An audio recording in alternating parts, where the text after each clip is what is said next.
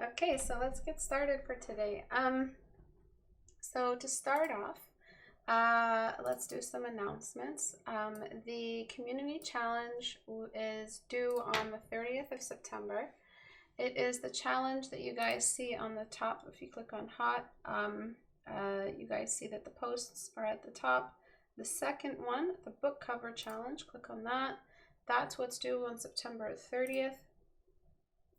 The upcoming challenge will be announced for October 1st, which is the Halloween Fall Design Challenge, Creature Design Challenge.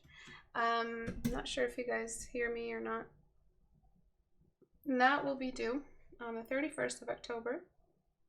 And it's announced on the 1st. It's already been announced the last couple of critique hours, but it's officially up on the 1st.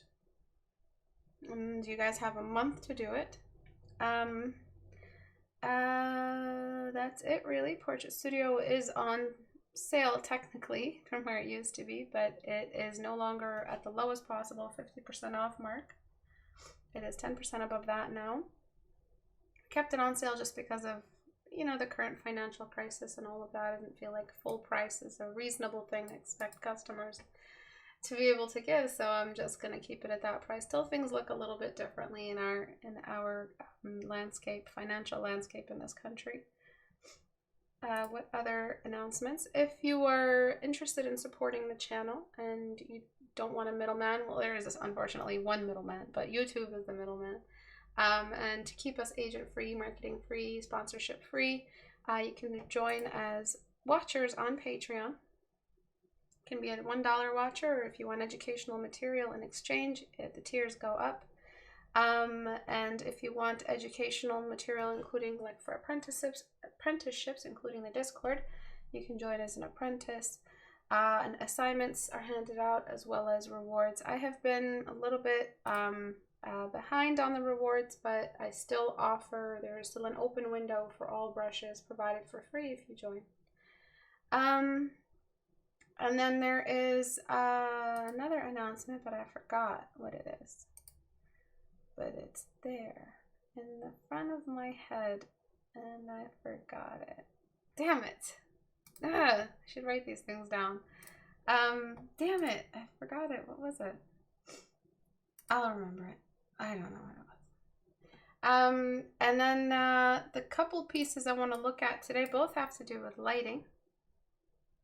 One is this piece, and one is this piece that was submitted from a follower who contacted me through Instagram, and then I showed them to get to Reddit, and they posted it on Facebook for me or something. But they've been waiting patiently for their critique, and I really wanted to get into this one, and I needed a day where I was at my best. It's not today. Today I'm not at my best, but I still have to do it. I'm thanking everyone who comes to the live streams. Thank you so much. I really appreciate when you guys show up to these. I know I upload the recordings for those who can't make it because of time zone restrictions, but I really appreciate it when you guys do show up for the live streams, because it means a lot that you guys take your time out of your day to show up on this scheduled time. Let's get started. So this piece, it has a lot of potential, but it has a very confusing light source situation. So let's first and foremost fix the composition. Composition is the framing. It is what we can and can't see in the illustration. It's what the camera is doing. It's what the framing is doing. It's what the stage is doing. So usually that's the thing we plan when we build an illustration. That's what we look at first. So let's correct that. I don't like doing critique hours where I have to adjust the image size because then the before and after is fucked up, but hopefully I can find a middle ground. Alright, so I'm just throwing in some extra little stuff here that you have just to complete it, but as you can see, I'm not throwing in any new detail. I'm not putting any new characters. For the composition, it's just the space, the breathing room we need as a viewers to experience the illustration. So then you're saying, then the reasonable counter argument is, then why do we need it? And it's a reasonable question, but at the same time, you know, if you ask why do we need it, then might as well crop all the movies. Might as well crop movies so that we're only showing what we want, what's important. Wouldn't that be weird if all the movies and TVs were square? I mean, they were at one point. But we've started adding this extra space on the side because, what's the key word here? They're more immersive. So immersive just means the interaction, immersion, you know, to be pulled into the story. It's an interactive experience with what's happening in the painting, with the objects, interactive.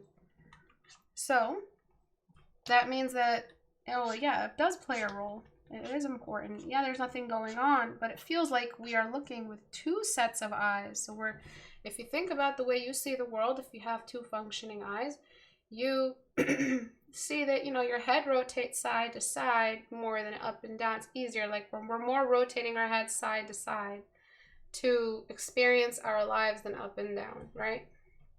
The sun is so high in the sky, we're always squinting. It's not a very comfortable up and down, as comfortable as it is to look side to side. So funny thing is, movies are shot in a more square format than cropped, right? But it's not about how they're shot, it's about how they're delivered. Yeah. You do digress. Kyle, I'm joking. So when have our eyes beside each other, our eyes are not on top of each other, they're beside each other, which is how we're experiencing the world. And that's why we repeat that. I don't know what's wrong with my voice, I'm sorry. That's why we repeat that format in what we're doing here. We're experiencing the world of the illustration. So please stop using tile canvases. It's the biggest sign of the noob. So that was the, you know, what I was just explaining before. That is the polite teacher-esque way of saying it. And then there's the Istebrak way of saying it, which is stop being a noob, stop using tile canvases. All right. Just as Peter Dinklage's character, what's his name, Tyrion Lannister, says, take the thing that insults you the most and use it. You know, wear it like armor. So call yourselves noobs. You know, it's like the best thing to do. The word no longer bothers you when you start using it. And I also call you guys my beautiful noobs. All right, so I'm just looking at this. I'm trying to recreate that foggy, dusty, cavernous, you know, with the rays coming in, that atmosphere you created for us. It's a pretty big close-up shot, but, and the crop is fine cinematically. But what I want to do is just take advantage of this environment. So what did we just do? We created a background. We created this space behind the character. Shit, there's a room behind her. Hey, room, that's a key word. As soon as you hear the word room, what do you guys hear? What key word, what fundamental do you guys remember? Anyone want to take this? I'm so sorry, I don't know what the hell's wrong with my voice. Lighting, exactly, light environment, lighting, beautiful. Depth is a good answer too, but I was looking for light environment. So that means that when we're thinking of, when we created this room for the light to dance around in, this background, we have to start thinking about, well, hey, this isn't just an extra extension of the canvas to create a cinematic immersive experience. No, that's one part of it. And now I'm responsible for this room and the objects within it and how they interact with the light that is traveling around this room. So then what is this light doing? It's the universal. It's pale white, meaning it's sunlight. And this cavern is the interior space. So by hierarchy, what is more important and what is less important? The big thing is important. The little nesting egg, the smaller nesting egg, is the object. So again, what we're doing is we are prioritizing the effect of this light environment on the object. The light is behind the object, making the object what? What's the word I'm looking for? The object then becomes silhouette. Beautiful. All right, So this is gonna get really, really easy. You know, just as soon as I get this lasso going, it'll get really easy. Really, I just needed to lasso the, I don't know what I'm doing, but I just needed to lasso the female here. Select inverse, beautiful. And I'm gonna just do that. Well, I guess my 40-year-old voice kicked in. I guess it wasn't gonna be a transition. I sound like the gray hairs on my head. Holy shit, I sound like an old lady. It matches. So she's going to be in a silhouette. However, the confusion here is that she isn't just in a silhouette. She is also beside a light source. So that's tricky business. So what I'm doing right now is a darken layer on a blue. And I'm just going to darken her for now. For now, I'm going to darken her based off her background. So doesn't that look right already? Does that not looketh right? Nanobrak. Okay, so if this looks right already, even this looks massive. Like, oh, it's so beautiful. Look at that. That looks really, all of a sudden, that looks immersive. It looks like a dark, dungeony, mysterious scene, intro character. You know, a character has entered the scene and they're this really mysterious assistant character to the, you know, whatever, you know, like you know how an anime character enters and they're suddenly helping the protagonist, but they're also mysterious. Their motives are mysterious. That's kind of what I'm feeling off of this. So, because the background is this light, cloudy, you know, God ray kind of, not really God rays, just like light spotlights coming in from like a dungeon shadow. I have to brighten it up just a little bit. Maybe it's this kind of light behind her. This is even more dramatic. It's beautiful, and it'll give us a chance to reveal the clouds or whatever these are. This dusty thing. This dust that has been shifted, or what's the word? Unrested. What's the word? Disturbed. That has come in and you know, shifted, and the light was caught in the dust that's moving upward. So that's nice. This is now dark enough that when we bring in this new warm light, it's going to look fantastic. So I'm going to keep her dark. Look how bright she was. Highly unnecessary. You built a room around her. Remember this, the object is the second nesting doll. Excuse me, that was a hiccup. Don't even know what's going on right now. So, what is going on? What is going on? I didn't separate the layers. Alright, that's okay. So what I'm doing now is I'm just aligning this little shadow thingamabob you had going on. Really not necessary, but I try to keep as much of the original artist's decisions in the paint over. Okay, a little smudge here, smudge there. I'm using my smudge brush. So I haven't even started talking about the gesture of the character. This is all just lighting. Okay, so what I'm going to try to do is create a pattern. I don't have my cloud brushes on me. I'm just checking my pockets. I just don't have them on me. That's stupid. I don't have them loaded onto Photoshop. So I'm just trying to create like this feeling of extra detail in the dust caught in the light. So I erase with the textured brush as well as paint with it. That's a big tip there. You want to erase with it to create the silhouette of the texture, because texture is in silhouette as well as in its surface texture or its micro texture. So I'm doing all that. Okay, so now we've got this really, really cool immersive room. We've got a little bit too much light. We want to only keep it lightest where the silhouette is happening at the top. I'm not sure why this is we can see these pixels. Photoshop does this sometimes. It's really dumb. Okay, so one thing at a time, one thing at a time. So this little area here, I gotta just pick up a cloud brush. I don't care if class takes too long. Cloud brush, Photoshop. Okay.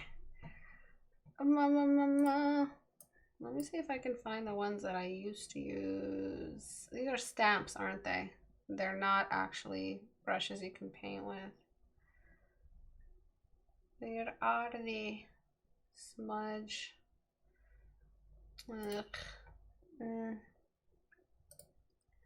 Brushy. Right, I might not be able to do this. This is so stupid. Like, why would you just give us stamps? What am I gonna do with a stamp? But let's see what this one has. Download now, 1 credit. Oh, fuck. Dude, come on. It's a fucking Photoshop brush. You're just, it's just a little stamp. You literally took a photograph. You're gonna sell it. This is the girl selling brushes on her phone. I'm gonna just have to manually do it, I guess. Good thing I studied clouds for 10 years. Okay, so yes, you can use a cloud brush for dust. It's all the same texture: dust, smoke, clouds. So the secret is to just think about what the light can see in the cloud, and then remember it's core shadow, and what you delete is the core shadow. So I'm deleting that. See that? That's what you gotta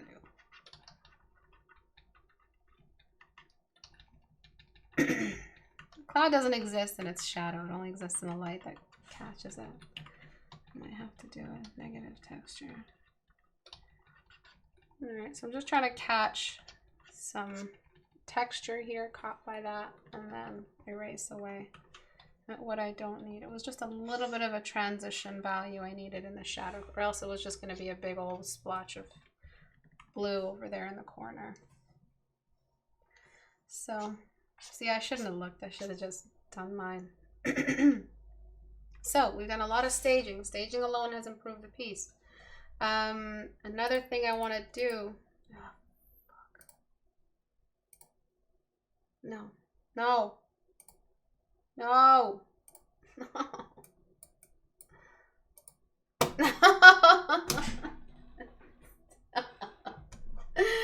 No. Files. Save as new. Okay, exit. Oh, this is ridiculous. This is fucking ridiculous. Do you guys think it saved? Probably didn't save my little textures. We're just gonna give it a second.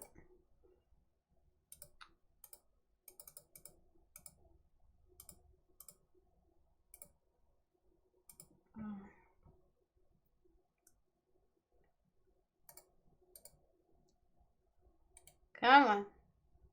I know you can do it. I know you can do it, Photoshop. I believe in you.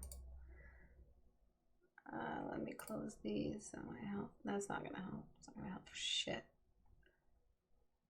Ah! Okay. So I'm gonna save what I can. Son of a... And hope for the best. Let's hope for the best.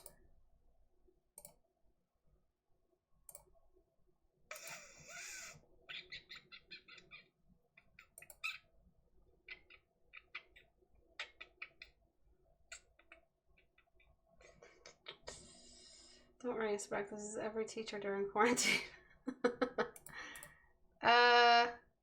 Hey. Okay.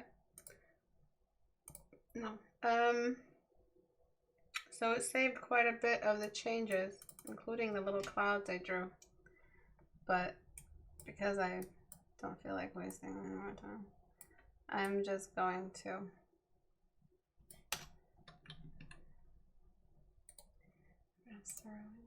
I'm gonna just keep saving I'm going to keep it as a JPEG as long as possible. And just keep doing that.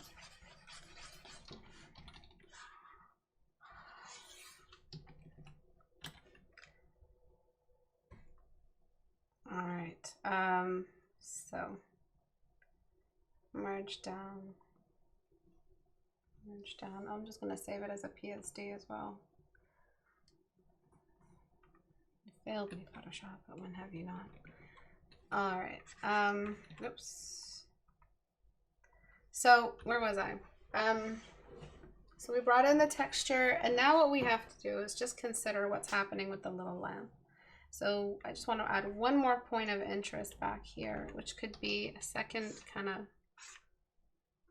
little ray break right here. I want to see if that's worth it. I don't know. And I also want to complete the illustration. The silhouette, just kind of the full bar of light behind her. It's nice when you have that little bit there, but is it on highlights, mid-tone? I just want to make sure that there is a silhouette behind her, despite the lamp. The lamp doesn't have to glow, and it doesn't have to have all that much power to it. The only thing that we want to do is just complete this, the feeling of this light coming in and illuminating her. So now we have all of this, and where you were before was way too exposed. And you can just take a fraction of this layer right here. You don't have to do all of that, though it looks wonderful when it's dim, because it's adding that sense of drama. So now all you really have to do is just think about the light that this is emitting and just use that on the character. So just in a new layer, I'm going to throw in the most that that light is emitting on her arm, and then just radially drop it. And then just form study by form study, apply it everywhere. So one thing while I'm painting the arm, one thing you did not do is just really look up a reference for what happens when you hold up a lamp. You don't really hold up a lamp like this. When you look up a character who's like holding a lamp, they kind of just, they don't really use their index finger as if they're holding a tissue or waving a little handkerchief in the air. They're gripping that bit right there, usually using the whole hand to grip it, or kind of hanging it on a palm facing upward like this, but the bar is on top.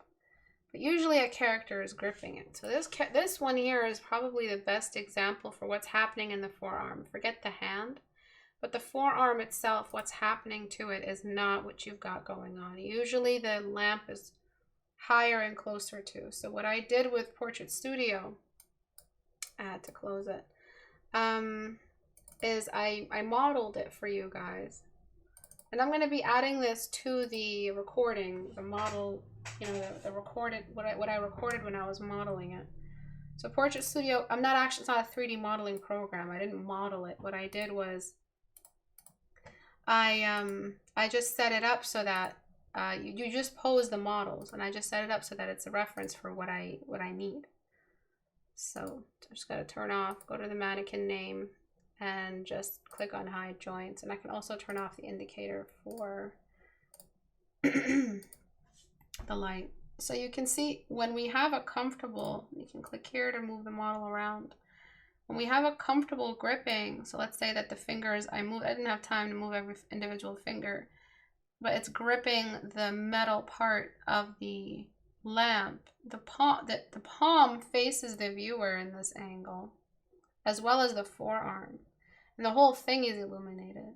So, you know, as I'm painting this, it's really not making any sense that I do it as if the lamp is here and in this angle, The lamp is in front. That's why I put the indicator on to begin with. The lamp is in front of the arm. It's only from this angle do we see a bar where we see the core shadow. The core shadow is not facing us in this angle. So technically this paint over is accommodating where you were, but really if I were to accurately represent, this whole hand needs to be deleted, and this entire palm, this entire palm and this entire forearm are going to be, we're going to be seeing the light. Okay. Save real quick. Forget. And then there will be a bit of a little rotation. So remember, this is a really, really basic application of the value. This is not a skin tones, all of that. I have not addressed that yet. So remember that the hand you've got here makes no sense at all. But let's think about what's happening. So there is no cast shadow. If I were to move, let's turn the indicator back on.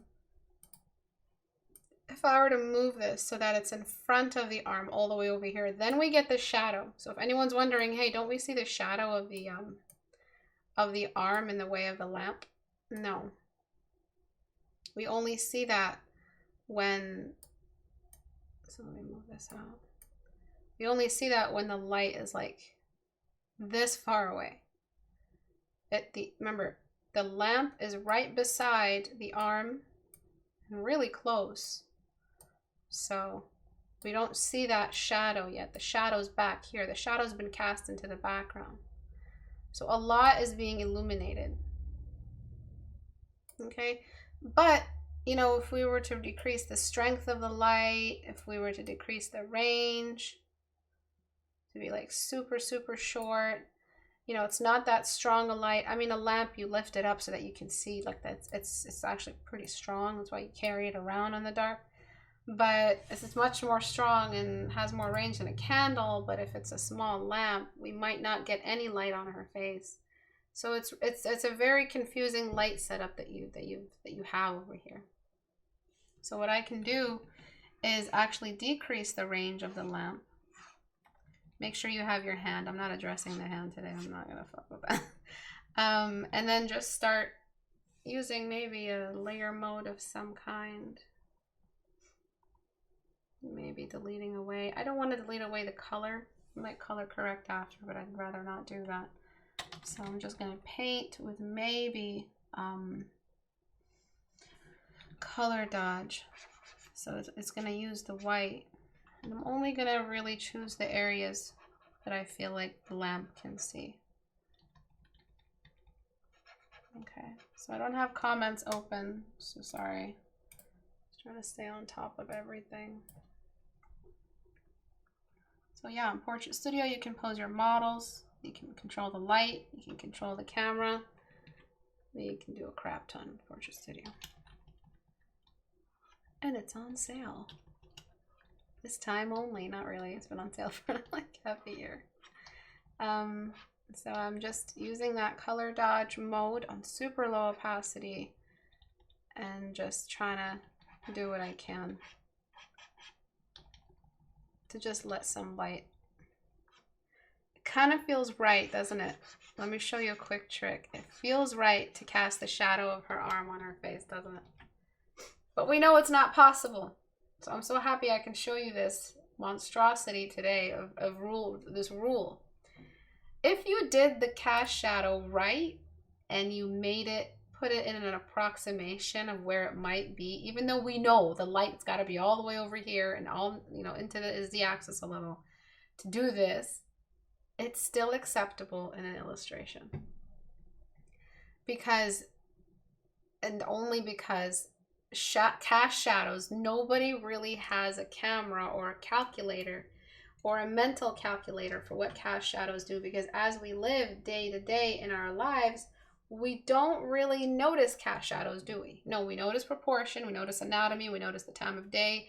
That's the kind of stuff that we reference when we live and look at real things day to day. But we don't really keep track of what cast shadows are doing. What if it's the cast shadow of the two column thingies beside the glass? It could be that. It could be that. That would be more in this shape. So we would have like a vertical line. Those are the two columns. It wouldn't really be a horizontal line. This, I'm talking about the arm mostly. Let's say that the light was strong enough just to cast the shadow of her arm and we don't really see the beams or those two pillars of light. This still looks right. But because we got to keep track of what's happening to our light environment, we don't want to mess with that stuff too often. Okay. Sometimes dark cleavage, white boobs or bright boobs looks off. Sometimes it's light cleavage, dark breast. That sometimes looks better because you're just drawing symbolically when you're using that dark cleavage sketch, you know, that little cleavage line that you guys drew when you were 10 years old in class. All right, boys. Oh, I'm still on color dodge, no wonder. So sometimes this is a lot more simple. We still get boobs, you still get your pinup, you still have your fun, but it's not a cheesy sketch of the boob. So I'm just getting a really simple blocking here, casting a shadow, and then working on the slow progression upward for this part of the breast. I'm just looking at the navigator to check it out. So the shirt has a little bit of light on it. I'm gonna have to cool some things down, but I'm just thinking about what the light can see. Light can most likely see that part, but I'm just gonna drop it down in values altogether towards the end just because it's a very dark scene still, and it's still a silhouette. Everything you do, you gotta rethink the very first changes you made when you started painting, which is, you know, the light environment. So that frill is up there. There's the dark part of the frill, whatever that's called, frill, whatever. And then I'm gonna just lower the intensity of this, so I'm lowering the range. And now we've got some color correction to do. So the color correction is, I'm just being a little more cautious with the face. I'm not sure what kind of lighting I want to use on the face, maybe a tertiary lighting coming from the side. But I'm gonna get rid of this big chunk of outline you've got going on. And the reason I want to do that is because, first of all, you know, it's just looking a little bit weak shape-wise.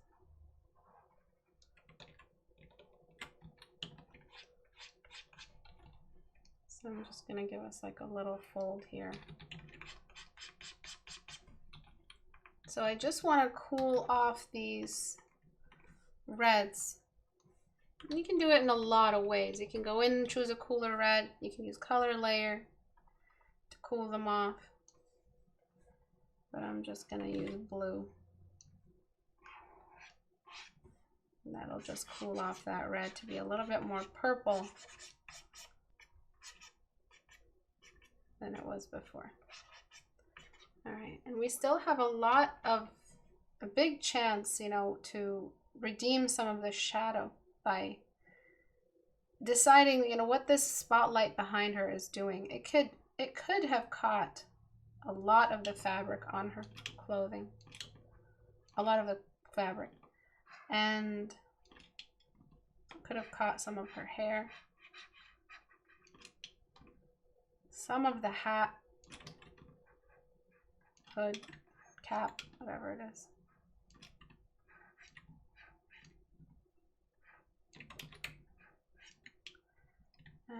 With a cast shadow, of course, and some of the fabric at the top. So we could just bring in that white and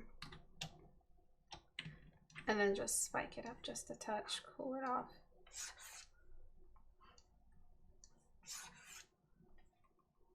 I'm just looking at the navigator to check.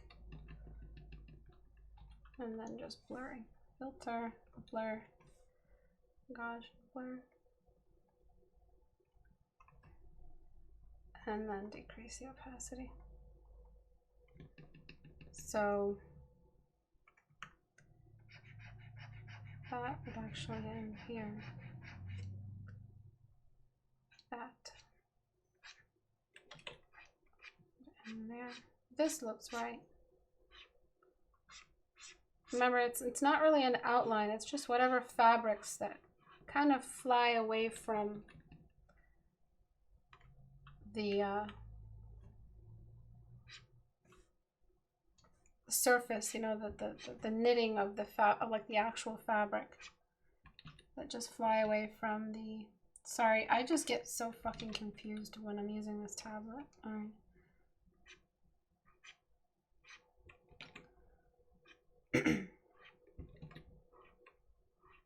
Just catching the light here. I forgot what I was saying. Yeah, okay. I don't know when I merged layers, but I guess I did.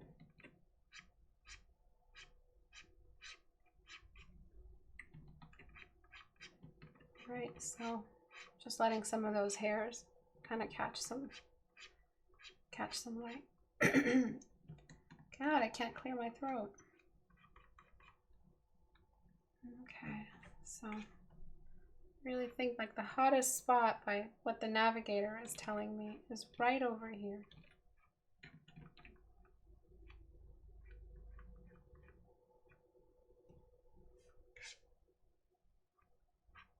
And some light right over here too. And I'm going to desaturate this part of the outfit. And then just try to color correct and shift to warm this part of the outfit.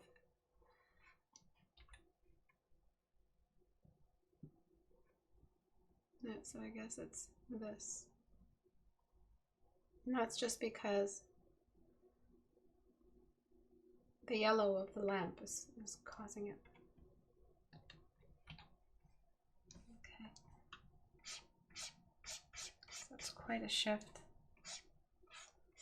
I just need some color change toward that. Oops.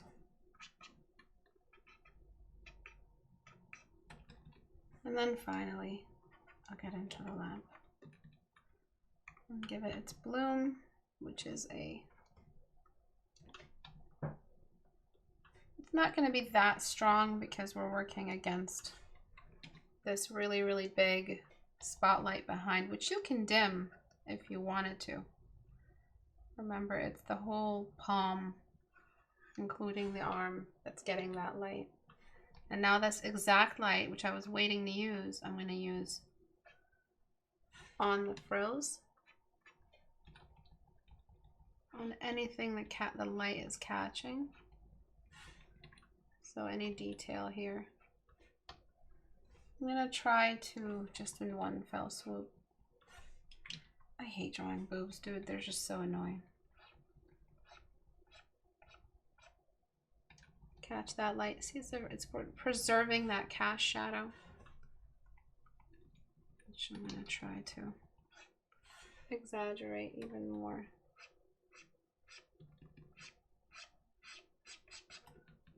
And then over here. And then just here. This is just the yellow of the light source. And I was delaying this until I knew exactly what yellow I was using. And I'm illuminating her face as if the light is coming from the... Actually, I'm just going to do the whole face and just delete away what I don't want and block twice. So the light is coming from this way. Really, there's no shadows, just the usual typical ones. The light is coming from beneath, sort of, though, so gotta make sure that cast shadow, there is no core shadow under the eyebrows. And I'm just stepping, using like a step method to to every plane. So starting off with just the major edges, major planes that can't get any light. That's okay, because we'll blend it out.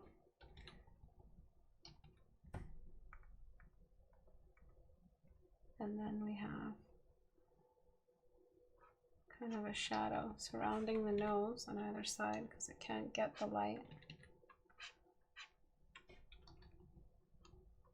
Corners of the lips, temple, forehead, which is a step down. The nose bridge is definitely getting light. The lower part of the chin, the upper part of the mouth is not getting as much. I'm going to just delete at the mouth. Right, it's looking okay. And then just try to manage some edges here.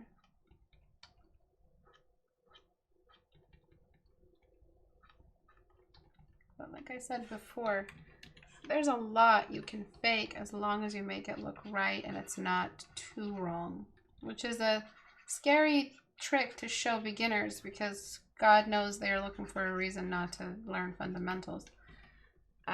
Just learn how a fundamental behaves instead of the fundamental answer to rotation or light on a certain type of form. So be careful with that trick. Don't assume it's a replacement for your education. And I'm just trying to, just acting like the light is coming from beneath. And I could always treat this light like a just a little flashlight underneath, but it is the only way we're seeing her face, so I'm taking my time. I'm not just putting two, belts of light underneath. I'm trying to make sure that it reads as a light coming from beneath, almost directly at the face.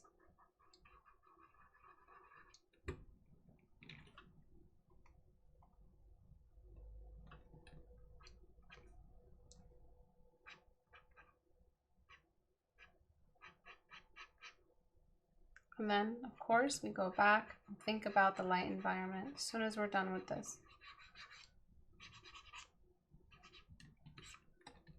And there's the illuminator for her eye.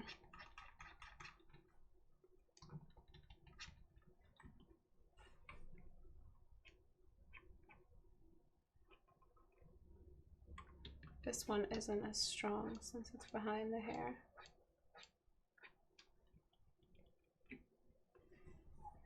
Okay, and I just think there's a lot more that you could be doing. I really want to fix that hand and that arm, but I only have so much time. And there's a shadow here.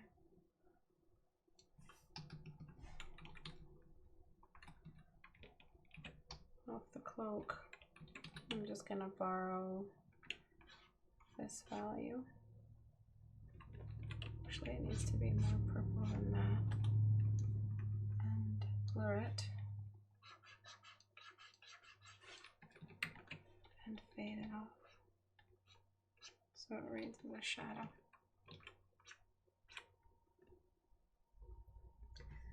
I'm gonna flatten and save before it crashes.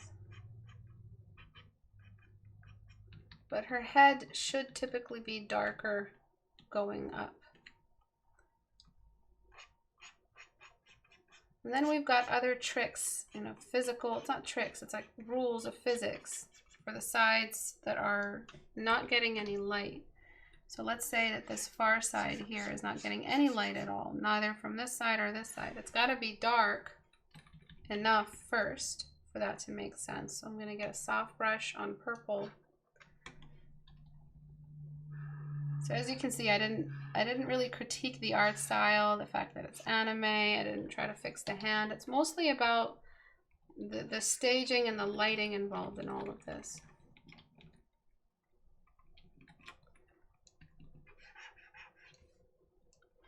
So I'm darkening that far half, and then I'm going to blur it. And I'm blurring it because objects in the shadow don't get light. obviously. And objects that are not receiving any light don't receive any contrast to reveal their edges. Okay, so that's the note that you take down in that order of logic. So that far side should be a little bit darker.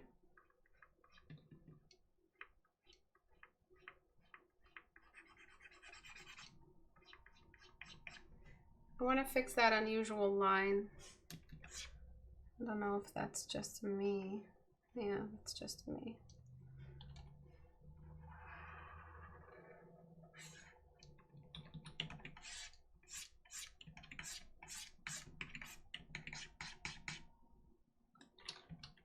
Okay, and so we blur this far side.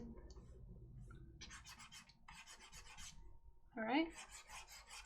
Again, it's not so much a trick as it is the rules of physics. And then we have this whole area of the background not receiving any light from that spotlight behind her. So we can start to throw in that fade on this far corner just to show that she's on the darker half. And then this top corner as well.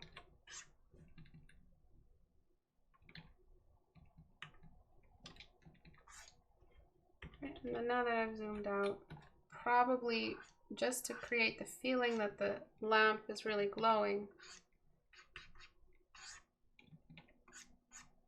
darken that lower bit too. Okay. So a lot of stuff changed. I'm going to, after, you know, I will blur it, I'm going to try to sneak in some kind of rim light. Like this light that's caught on parts of her clothing that get just a touch of light, maybe her hair.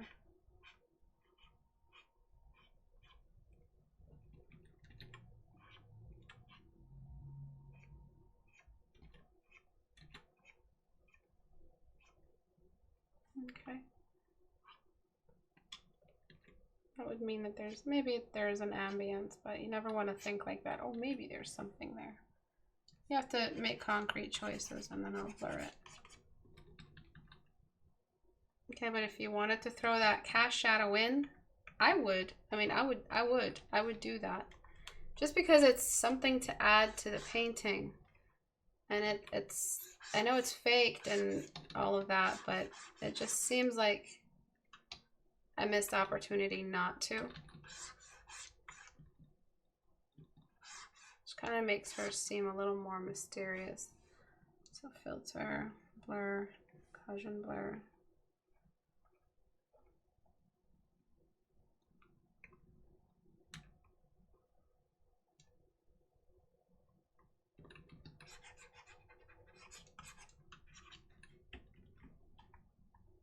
It just seems like it belongs there. So remember, it's like all about, you know, I kind of placed it on the cheekbone. It's got to be somewhere that a cast shadow would be. You know, cast shadows don't care who they fall on. They just do. They just cast shadow. Okay. So I feel like I want to brighten this part up again, but I like the framing that it gave us. So one thing that's happening here is that it feels like we're not, you know, getting the most out of this lamp. So you could easily shift the background that way and have the lamp on the dark side. You could stop that light behind her from traveling too close to the lamp. So you would need the lamp where it's starting to get darker in the cavern anyway. So you could do something like this, where the lamp is where there is a shadow, and the light that we need for her, which is her silhouette, is behind her. All right, and then you could have her arm extend a little bit further out so the light dangles out on the shadow. Lots of ways to complete this illustration, but where we are right now seems acceptable, just as a before and after. All right, so I'm gonna try to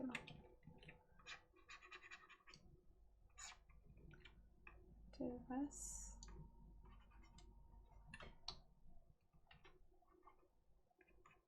I'm not crazy about it. No. Okay, so I personally love where the critique went when we did the first darken. I felt like that's all that we needed. But as an illustration, it's definitely more complete now. It's offering more. I don't have the original. So let me see if I can find it. Can anybody find the original for me? Because no, it's gone. It's gone. Oh no, it's not. It's right here. Cool. So thank God, because I picked it up from Facebook and it would have been gone. Image size 3,000. Copy. Is it 3,000 by 3,000? Is that what I? Isn't that what I did? What did I do? 2,000? 2,000? Did I do 2,000? Probably did.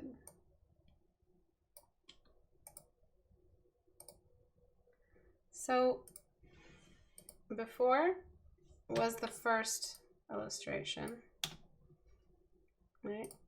After, so it's the lighting, just for the lighting, right?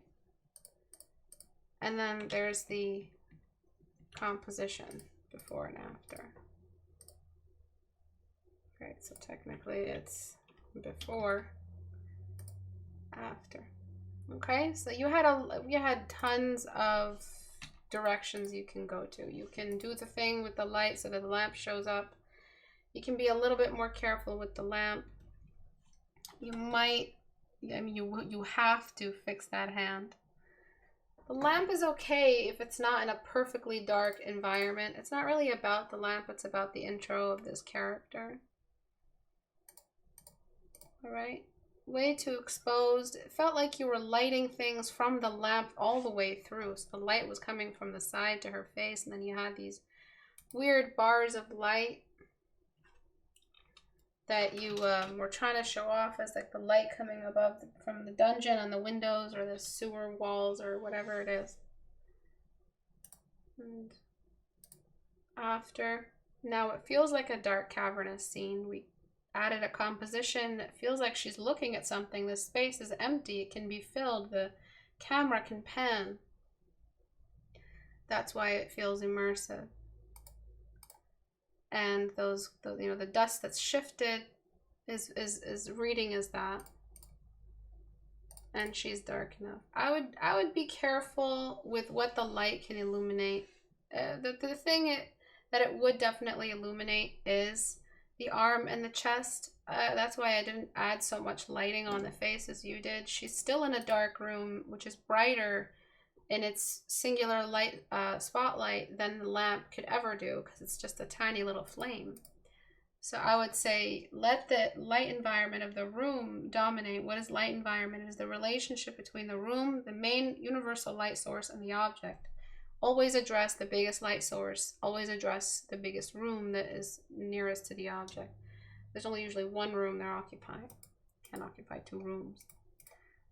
Bad, just bad staging at that point. Bad directing. So any questions at all?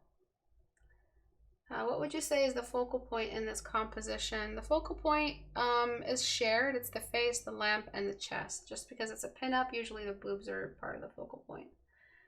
Oh my God, looks super high def.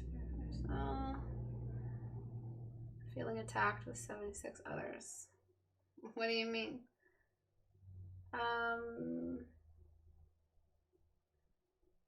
Is anybody being... Oh my God, glad I checked. Thank you for finally critiquing my work. I will watch a recording that I missed as well. Welcome, Cerulean. Yes, I'm happy that you're here. I'm happy I finally got to it. I told you I would eventually. What is the cash out of the 2-column thingies beside that? You know, looking at this. I just feel like the lamp draws a lot of attention away from the face. It's part of the story. She just picked up the lamp. Maybe the lamp is all we saw, and then she removed her hood and moved forward. You could turn off the lamp, but she'd be holding up a dim lamp. If there was no lamp and it was just her introduced, that would also look really, really nice. So imagine there was no lamp. Bear with me. And no arm. And you still had that empty space. That still looks great.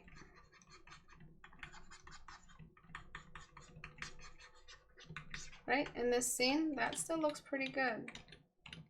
Where'd that pink come from? Shit. And then I'm just gonna use my smudge brushes. Oh, no, no! Okay. Flat. Okay.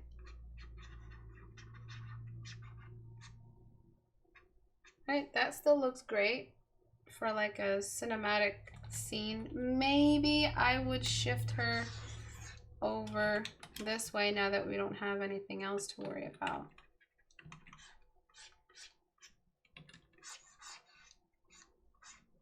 Right? But you would need to bring that light back behind her this way.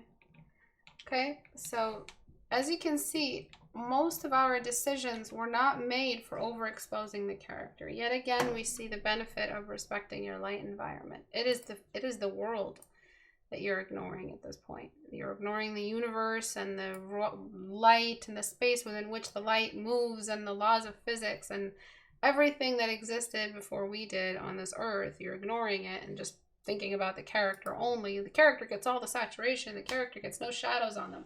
The character is the Republican Party. They can make all the mistakes they want. No one holds them accountable. Speaking of which, please vote this November. Vote the Trump administration out. Please vote Democrat. Democrat. Brought to you by Istebrak. All right.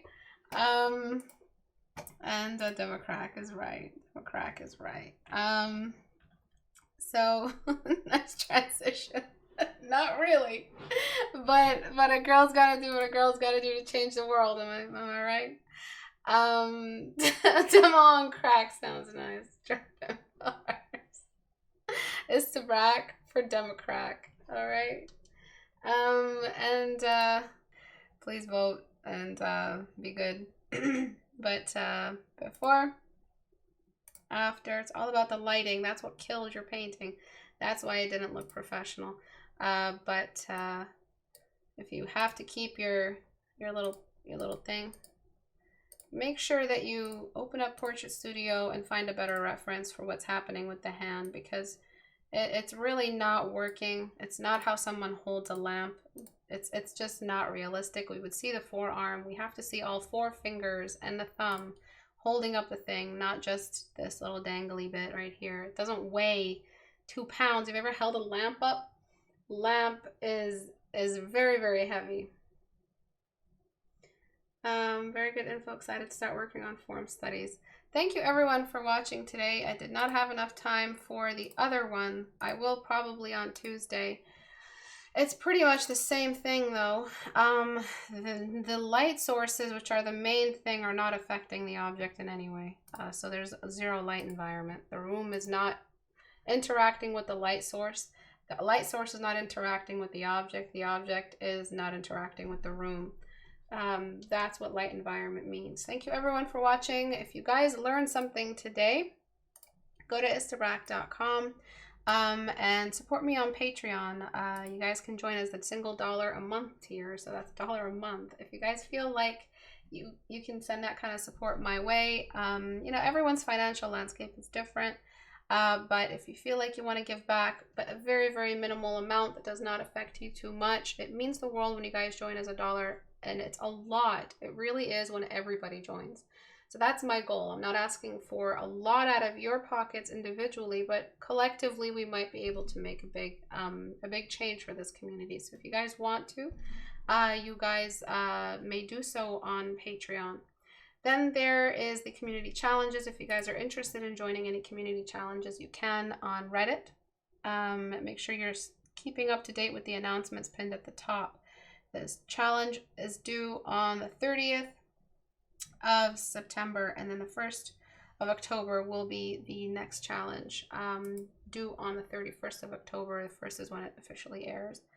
And good luck everyone with all your work. I will see you guys on Tuesday the 22nd at that political transition. That was so funny. It's so stupid. I might edit that out. But I really need the message out there, and I really want to change the world and do my part to save the United States from burning down. But anyway, Istebrak is signing out. I'll see you guys on Tuesday, 5 p.m. Eastern. Bye, guys.